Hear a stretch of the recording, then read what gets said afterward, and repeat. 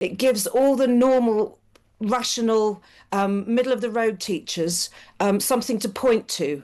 Um, which is very important when there are a number of activist teachers who will be trying to force things the other way. Now, parents should be involved in most cases where a child questions their gender.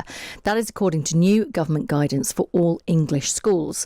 Those that don't comply with the new guidance will be penalised by Ofsted. And the guidance will allow children to change their gender at school and change their pronouns, but only after schools have consulted with parents. So this is called social transitioning, not medical intervention. Let's speak to Times columnist Janice Turner. Morning. Good morning. What do you make of this guidance? Well, largely I think it's positive. It lays down some very good firm lines. The first one I would say is that parents are involved at every single level. Remember, previously we had a situation where parents were only finding out that their children were being socially transitioned when notes came back to school and that their child was being addressed by a different name. So that's a really positive thing. And in almost all cases, and when they say there is a loophole, they mean if there's a child where there is a safeguarding concern of the parent might hurt it, and then they will involve safeguarding teams. So, it's almost 100%. The other absolutely vital thing is that it doesn't pretend that anybody can change sex. They are absolutely categoric on single-sex spaces. They say there are absolutely no exceptions where a child of the opposite sex would be allowed to use changing rooms, overnight facilities, and that kind of thing. There's a caveat on sport which I find rather alarming. It says that there will be no child of the opposite sex allowed in a sport if there are safety concerns, but it doesn't talk about fairness.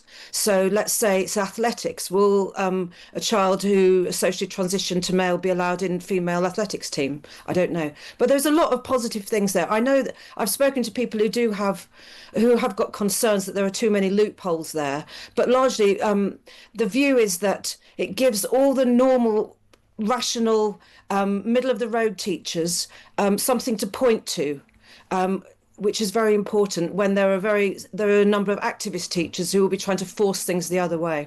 You mentioned the loopholes. We spoke to the Shadow Energy Secretary Claire Coutinho before 8 o'clock this morning, and she felt there was a lack of clarity. For example, the idea of involving parents.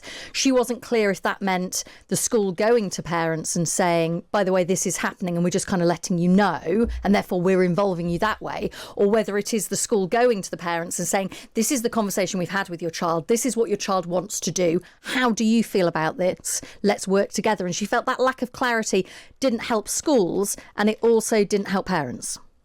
Yes, that may be so. I mean, you can tell when you're reading this that you're treading that Bridget Phillipson was treading a very careful line. But one of the things I think is important also to mention is that it says that the demands of the child, and they don't use the words trans child anywhere, which is really important. They don't use activist language at all. They say that the demands of this child do not matter more than the needs of all the other children in the school. So I think that's really important to say. There are lots of very positive things here, and it mentions a very careful approach. And there is, I saw that the Conservatives were saying, "Oh, you're allowing children as young as 4 to transition," but it's very clear on the Hilary Cass quote, which is very famous now: social transition is not a neutral act. But what they are dealing with here is not just children who want to transition. If you talk to teachers, they will say the demand to transition is coming from parents.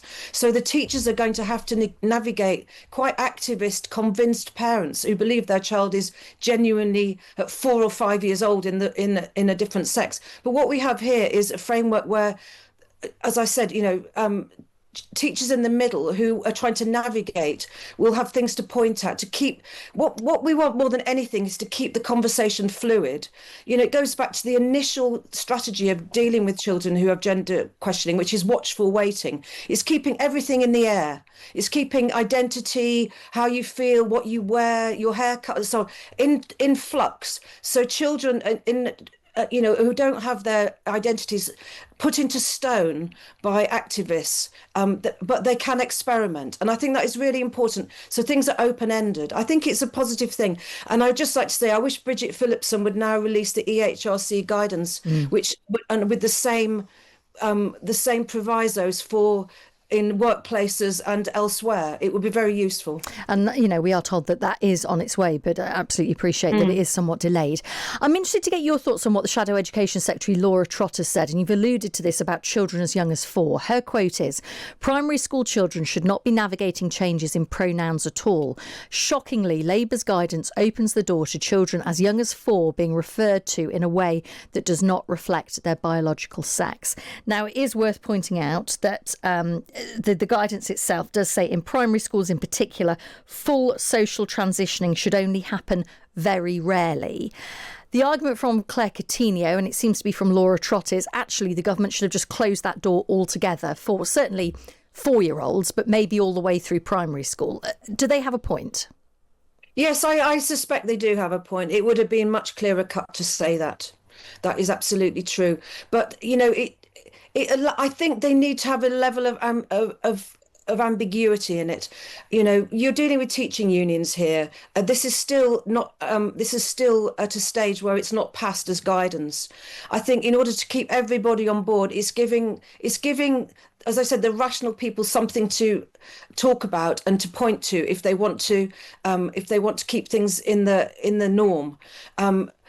And they're very, very, it is very, very cautious about primary school children. And it talks about wider health issues and neurodiversity. So it is not saying it's saying it is very, very rare. I think that is a positive thing. Janice, thank you so much. Appreciate you coming on this morning. That is the Times columnist Janice Turner. Thank you for all of your messages this morning. David makes the point that Bridget Phillipson's published that on the day that Parliament's gone on recess.